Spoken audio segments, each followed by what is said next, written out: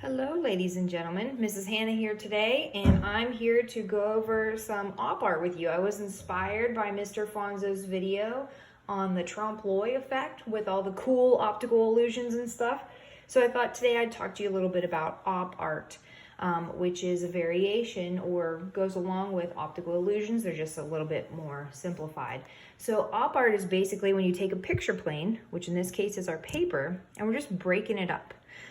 So what we're going to do today is something simple. We're going to take our hand, we're going to trace it, and then we're going to create what's called contour lines in our hand and on the background that help to describe the hand or to make it look a little bit more three-dimensional and look like it's popping off the paper, kind of like an optical illusion.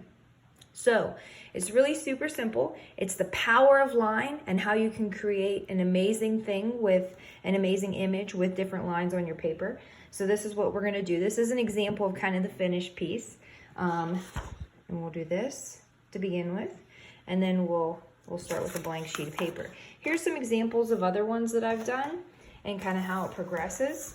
So this is one, how it kind of starts with a whole bunch of hands. And this is a little different than what we're going to be doing today because it's on bigger paper with more hands. Then the contour lines, you can see how you put them on there and it helps to make it look more three-dimensional. This student chose to do some patterns, which looks kind of cool, gives it a different aesthetic appeal. And then this is one that I was working on where I took and added Zentangle and also color into it. So you could do something like this if you wanted to also. When you're working with optical illusions where you want them to look like they jump off the paper, complementary colors work really well. And if you don't remember, complementary colors are just opposites on the color wheel. All right, so I have my paper here. First thing you want to do is if you have a watch on whatever hand that you're going to be tracing or any kind of rings or stuff like that, you want to take it off. Okay, next I'm going to put my hand on the paper as flat as I can get it, hold it still, and trace around it. You might have to get some assistance if you're struggling with this. There you go. Then once we have that, what we're gonna do, oh, my wrist is very small. It's not actually that small.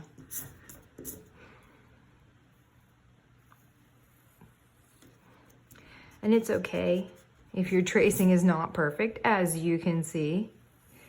There we go.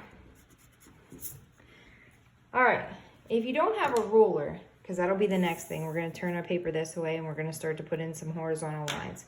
If you don't have a ruler, things that you could use would be an envelope. Here, I have a folder. Basically anything where it's like a straight line. Could be a book, could be a board, anything like that, as long as it's straight. I'm gonna use the folder here. Now, if you look at my finished piece compared to the piece that I did before, and I'm gonna do it like my finished piece here, I would recommend, like this one though, the spaces are bigger. Okay, and I'm going to do that just because of time. And this one, they're smaller. Okay, so if you have a ruler and you're measuring, if you make them about a ½ inch, this is closer to an inch. ½ inch looks a little bit better. It's a little bit more detailed than this, but I'm going to space it out roughly about an inch. And I'm just eyeballing it because I do not have a ruler. So I draw my horizontal line, stop at the hand, move it over, complete it. Okay. And I'm going to bump it down and draw stop, start, draw. Bump it down, draw, stop when I get to my hand, and then continue on. Okay? If you don't know how to use a ruler, because I know it's tricky for some people, you always want to make sure you have your hand kind of in the middle of the ruler, put pressure on it, and then you don't want your pencil like this. You want it straight up and down, and it goes up against the edge of your ruler, which in my case is a folder. Okay, a little tricky part here when we get up to the fingers. What you're gonna do is you're gonna go around the fingers.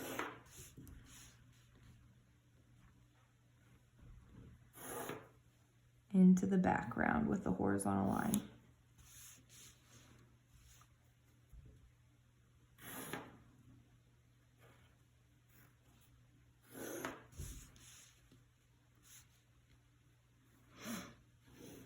And like I said, this looks much better if you can measure it out, if you know how to measure. If not, that's okay too. you'll still have the same effect with the contour lines. Oh, one more.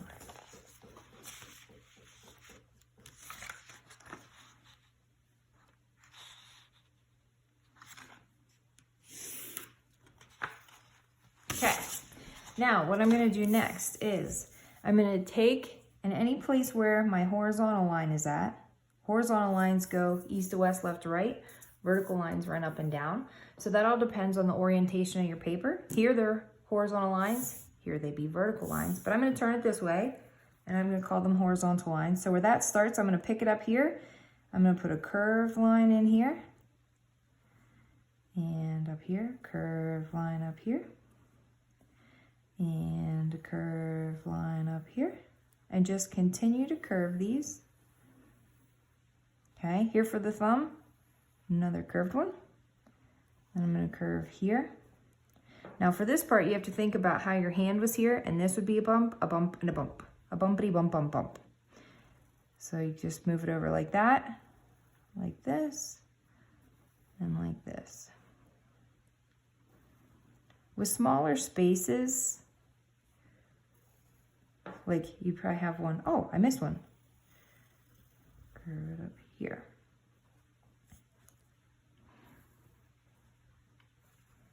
With smaller spaces, you get a little bit more definition, as you can see, okay? Now from here, what you could do is you can do one of two things, or three things really.